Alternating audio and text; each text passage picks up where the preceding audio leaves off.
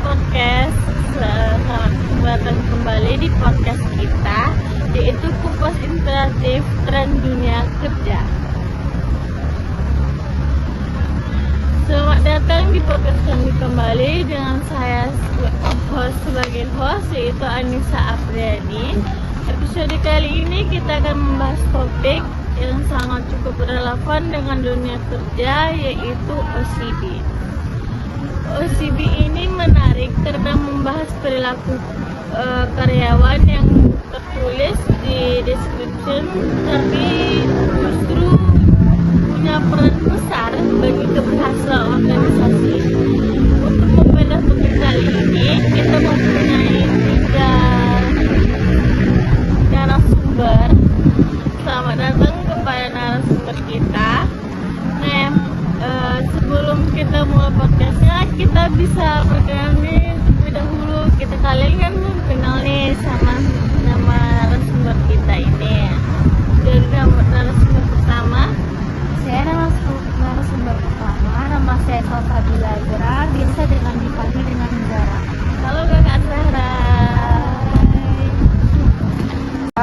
Saya Erlina Fitri, biasa dipanggil Rina. Hai Kakak Erlina. Halo, saya narasumber ketiga, nama saya Putri Julia. Halo Kakak Puja. Nah, baik, kita akan masuk ke sesi pertama, yaitu dengan narasumber kita yang pertama. Sebenarnya apa sih yang dimaksud dengan OCB? Bisa dijelaskan secara sederhana? Oke, baik. OCB itu adalah mungkin dipersingkat dengan adalah perilaku sukarela. Nah, kenapa perilaku sukarela? Karena perilaku sukarela ini yang tidak secara langsung tidak diberi imbalan, karena namun membantu aktivitas organisasi. Intinya ini adalah perilaku ekstra yang dilakukan tanpa paksaan dan tanpa imbalan langsung, murni dari kesadaran dirinya sendiri. Dan menurut definisi para ahli, menurut Dennis W. Organ 1997, perilaku individu ini yang sukarela tidak terkait langsung dengan sistem penghargaan formal. Dan menurut Robin ini, perilaku diskresioner yaitu pilihannya, karena yang bukan persyaratan absurd pekerjaan dan tidak akan dihukum yang tidak dilakukan. Dan menurut Uthan, perilaku pilihan bebas yang tidak diatur serta imbalan formal yang secara bertingkat dan mempromosikan fungsi organisasi. Dan menurut Gilbert, tindakan anggota organisasi ini yang melampaui ketentuan formal pekerjaan mereka. Cukup menarik ya. Jadi kuncinya adalah sukarela, dan di luar definisi itu bisa Kakak jelaskan? Bisa, itu benar, karena ini bukan tentang apa yang harus Anda lakukan, tapi apa yang mau untuk dilakukan, karena mendukung lingkungan kerja yang harmonis dan produktif. Dan menurut saya itu ada kunci utamanya yang beberapa yang saya tahu. Yang pertama adalah pola pikir proaktif.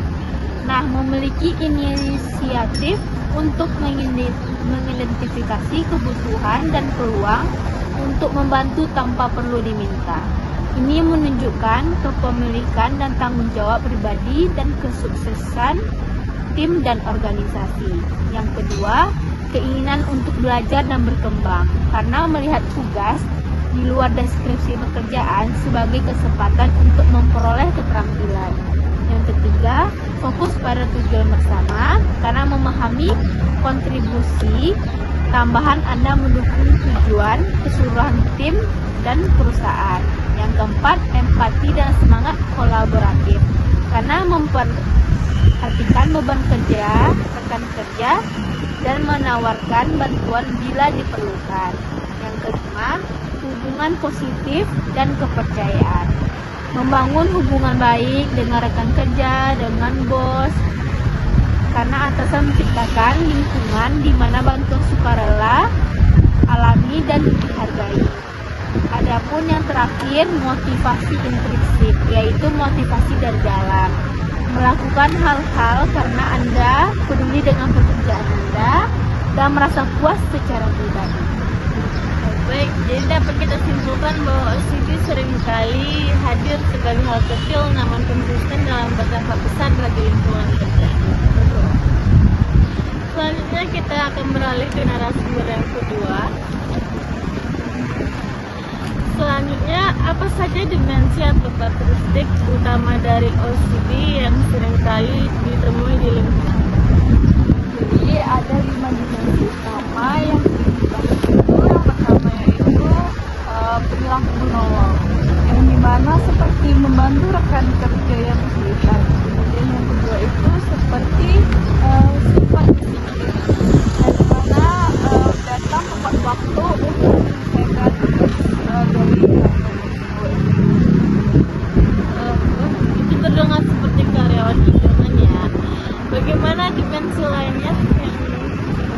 Ketiga, kemudian ada sportivitas, yang dimana sikap lapang dada menerima kondisi kerja tanpa banyak mengeluh. Kemudian yang keempat itu ada keramahan, yang dimana kita menjaga hubungan baik untuk menghindari konflik. Kemudian ada yang terakhir yaitu Baik, menarik sekali. Dari kelima dimensi yang kakak sebutkan tadi, dimensi mana yang paling menarik diterapkan oleh karyawan?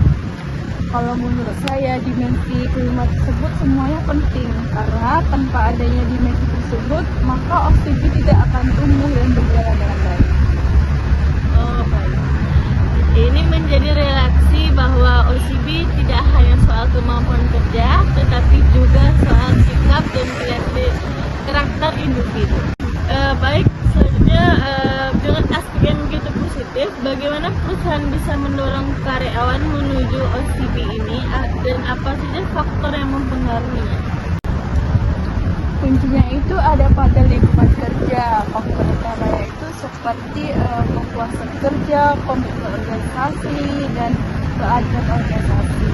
Karena karyawan yang merasa puas dan diperlakukan secara adil akan termotivasi untuk berkontribusi lebih kepada perusahaan. Berarti karyawan yang merasa dihargai dan diperlakukan adil cenderung lebih memberi kontribusi ekstra kepada pekerjaannya ya. Benar sekali.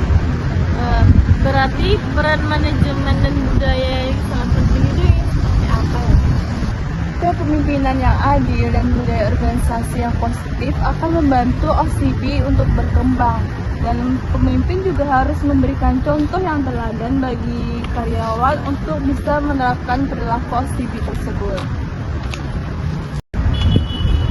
Nah, dari penjelasan dari narasumber kita tadi bahwa narasumber itu merupakan salah satu pilar penting bagi menciptakan organisasi yang produktif, harmonis, dan berdaya saing asalkan dikelola dengan tepat. Nah, terima kasih banyak kepada seluruh narasumber yang telah memberikan penjelasan atau pencerahan yang bermanfaat. Semoga bermanfaat bagi penonton, dan sampai jumpa di podcast selanjutnya. Saya sebagai host Anissa Apriani, sampai jumpa, dadah.